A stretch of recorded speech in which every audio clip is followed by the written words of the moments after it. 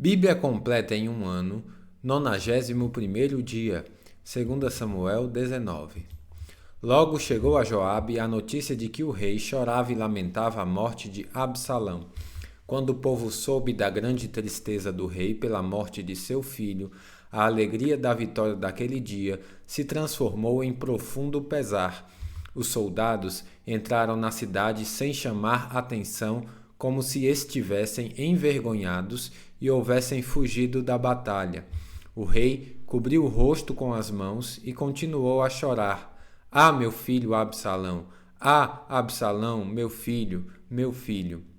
Então Joabe foi até o quarto do rei e disse: Hoje salvamos sua vida e a vida de seus filhos e filhas e de suas esposas e concubinas.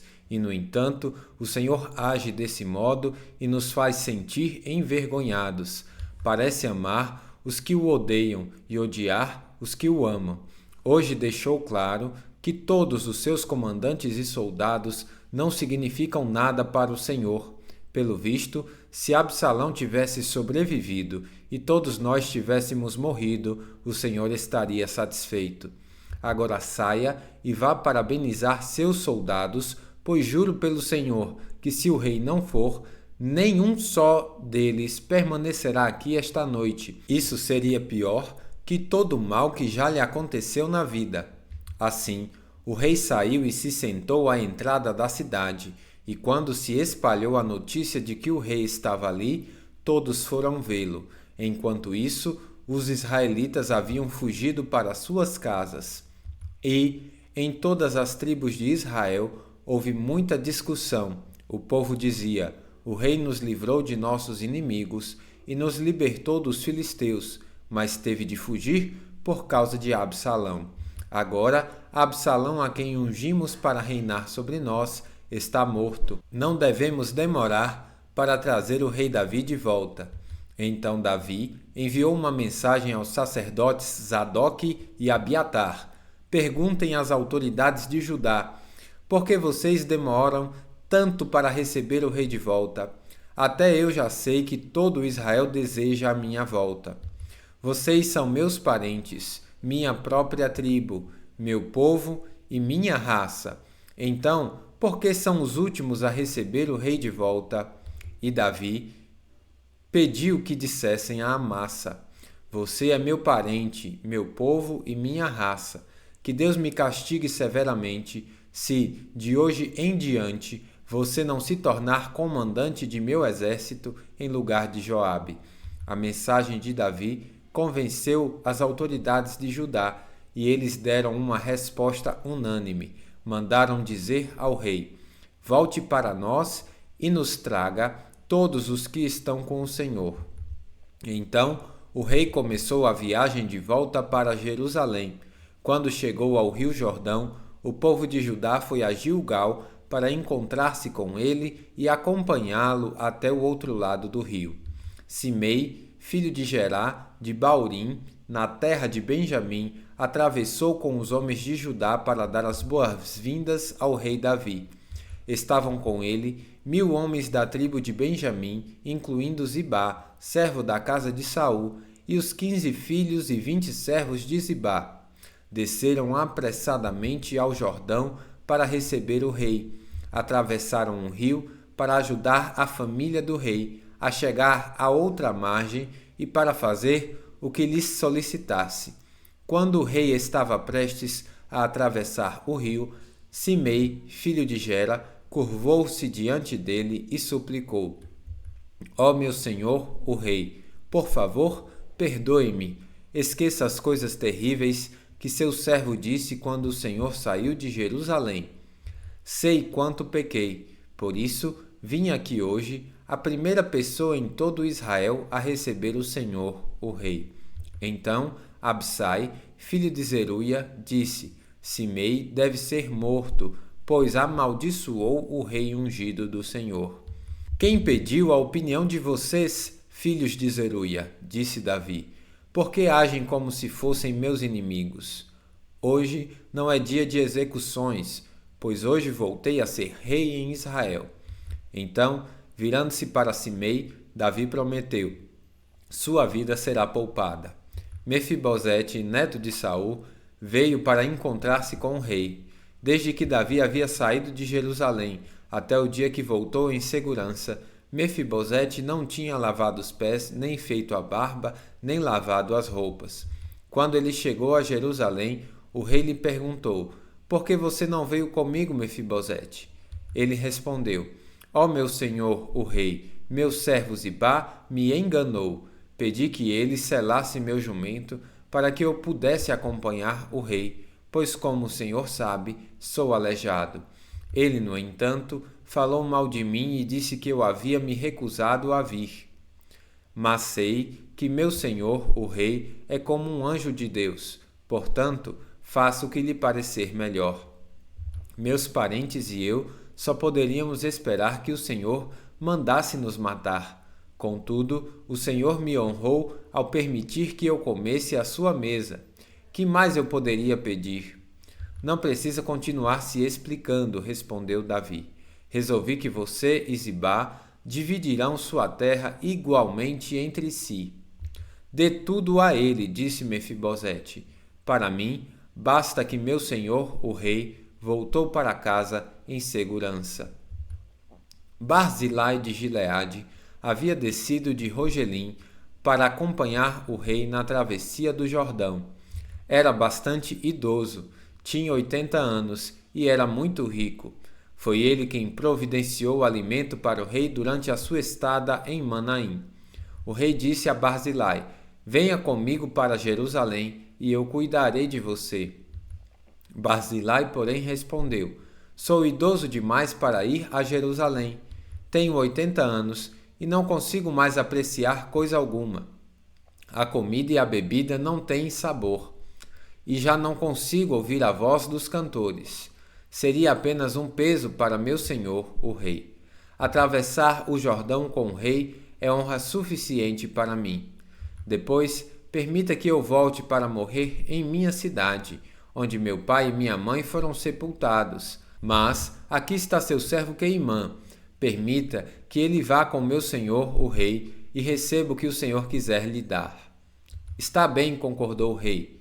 Queimã virá comigo e eu o ajudarei da maneira como você achar melhor, e farei por você qualquer coisa que me pedir.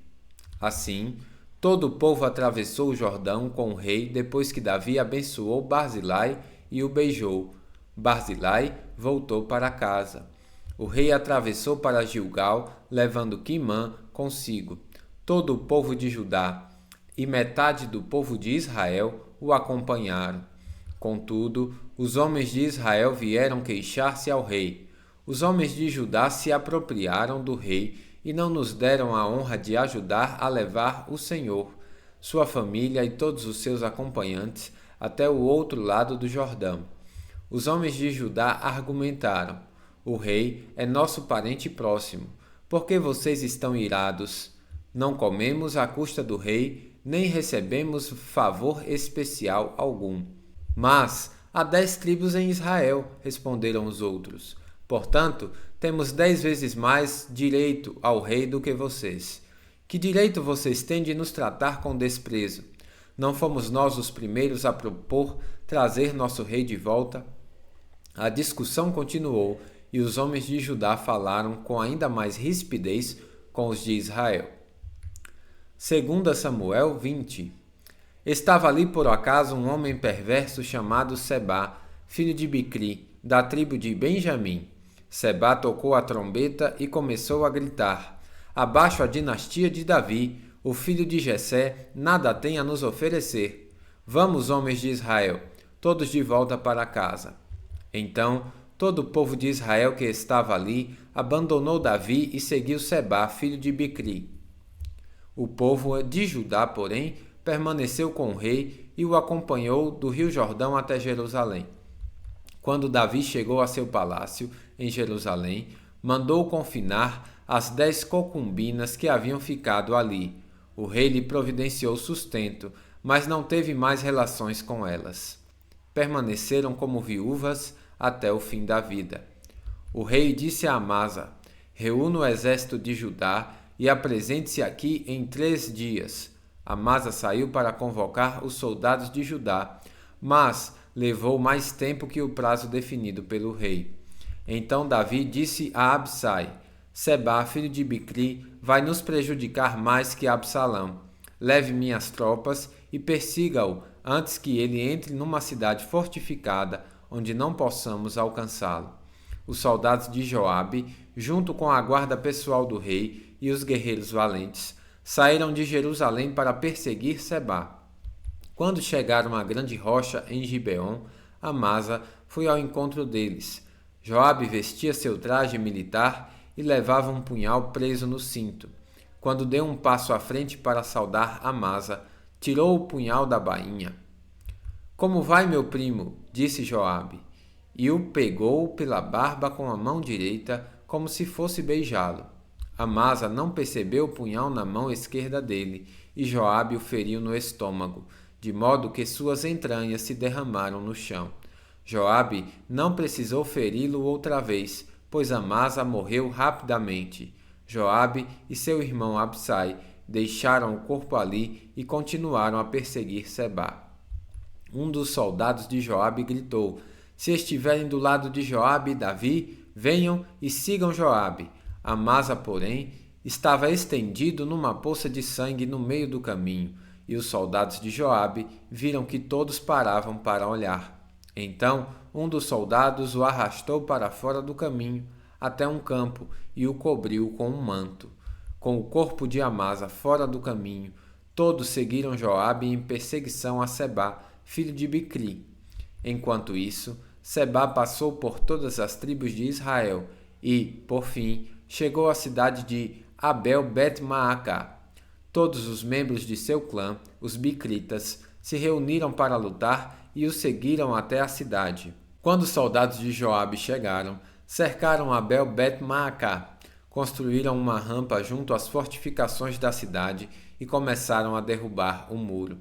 Então, uma mulher sábia da cidade gritou: Ouçam, digam a Joabe que se aproxime, pois desejo falar com ele. Quando se aproximou, a mulher perguntou: O senhor é Joabe? Sim, sou eu, respondeu ele. Então ela disse: Ouça sua serva com atenção. Estou ouvindo, disse ele. A mulher continuou: Antigamente era costume dizer: se precisar resolver um desentendimento, peça conselho na cidade de Abel. Somos pacíficos e fiéis em Israel, mas o Senhor está prestes a destruir uma cidade importante de nossa terra. Por que deseja destruir aquilo que pertence ao Senhor? De maneira nenhuma, respondeu Joabe. Não quero arruinar nem destruir sua cidade. Não é essa a minha intenção. Quero apenas capturar um homem chamado Sebá, filho de Bicri, na região montanhosa de Efraim, que se rebelou contra o rei Davi. Se vocês o entregarem para mim, deixarei a cidade em paz. Está bem, respondeu a mulher. Jogaremos a cabeça dele para você por cima do muro. Então a mulher levou seu bom conselho até o povo. Eles cortaram a cabeça de Sebá e a jogaram para Joabe. Ele tocou a trombeta e seus soldados se retiraram da cidade. Todos voltaram para suas casas e Joabe voltou para o rei em Jerusalém. Joabe era comandante de todo o exército de Israel. Benaia, filho de Joiada, era comandante da guarda pessoal do rei. Adonirão era encarregado daqueles que realizavam trabalhos forçados. Josafá, filho de Ailude, era o historiador do reino. Sevá era o secretário da corte. Zadok e Abiatar eram os sacerdotes. E Irá, descendente de Jair, servia a Davi como sacerdote. 2 Samuel 21. Durante o reinado de Davi, houve uma terrível fome que durou 3 anos, e o rei consultou o Senhor a esse respeito. O Senhor disse: A fome veio porque Saul e sua família são culpados de terem matado os gibeonitas. Então o rei mandou chamar os gibeonitas. Eles não faziam parte do povo de Israel, mas eram tudo o que restavam dos amorreus. Os israelitas tinham jurado que não os matariam, mas Saul, em seu zelo por Israel e Judá, havia tentado exterminá-los. Davi lhes perguntou: O que posso fazer por vocês? como posso reparar o mal que lhes foi feito, para que vocês abençoem o povo do Senhor? Os gibeonitas responderam: Prata e ouro não resolverão a questão entre nós e a família de Saul. Também não temos o direito de exigir a vida de ninguém em Israel. Que farei por vocês então? Perguntou Davi. Eles responderam: Saul planejava nos destruir, queria nos impedir de ter um lugar no território de Israel. Portanto, entregue-nos 7 dos filhos de Saul, para que os executemos diante do Senhor em Gibeá, no monte do Senhor. Está bem, disse o rei, farei o que me pedem. O rei poupou a vida de Mefibosete, filho de Jonatas, filho de Saul, por causa do juramento que Davi e Jonatas haviam feito diante do Senhor. Contudo, entregou Armone e Mefibosete, os 2 filhos de Saul com Rispa, filha de Aiá. Também entregou-lhes os 5 filhos de Merabe, filha de Saul, esposa de Adriel, filho de Barzilai de Meloá. Os homens de Gibeon os executaram no monte diante do Senhor. Os 7 foram mortos ao mesmo tempo, no início da colheita da cevada. Então Rispa, filha de Aiá, estendeu um pano de saco sobre uma rocha e ficou ali todo o período da colheita. Não deixou que as aves de rapina despedaçassem os corpos deles durante o dia e impediu os animais selvagens de os devorarem durante a noite. Quando Davi soube o que Rispa, concubina de Saul, havia feito, foi até o povo de Jabes de Gileade para reaver os ossos de Saul e de seu filho Jonatas. Quando os filisteus mataram Saul e Jonatas no monte Gilboá, o povo de Jabes de Gileade tinha roubado os corpos deles da praça de Bet-san, onde os filisteus haviam pendurado. Davi trouxe os ossos de Saul e de Jonatas, e também os ossos dos homens que os gibeonitas haviam executado.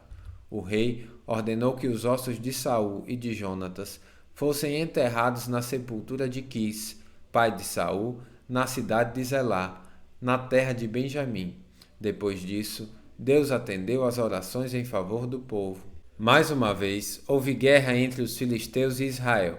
Quando Davi e seus soldados estavam no meio de uma batalha, Davi perdeu as forças e ficou exausto.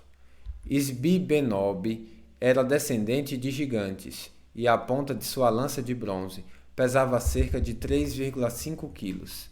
Ele estava armado com uma espada nova e jurou que ia matar Davi. Mas Absai, filho de Zeruia, veio socorrer Davi e matou o filisteu. Então os homens de Davi exigiram: O Senhor não vai mais sair conosco para lutar. Por que correr o risco de apagar a lâmpada de Israel? Depois disso, houve outra batalha contra os filisteus em Gobe. Enquanto lutavam, Sibecai de Hussate matou Safi, outro descendente de gigantes. Durante uma batalha em Gobe, Elanã, filho de Jair de Belém, matou o irmão de Golias de Gate. O cabo de sua lança era da grossura de um eixo de tecelão. Em outra batalha, com os filisteus em Gate, havia um homem de grande estatura, com 6 dedos em cada mão e 6 dedos em cada pé, 24 dedos ao todo, que também era descendente de gigantes. Mas, quando ele desafiou os israelitas e zombou deles, foi morto por Jonatas, filho de Simeia, irmão de Davi. Esses 4 filisteus eram descendentes dos gigantes de Gate, mas Davi e seus guerreiros os mataram. Bíblia completa em um ano, final do 91º dia.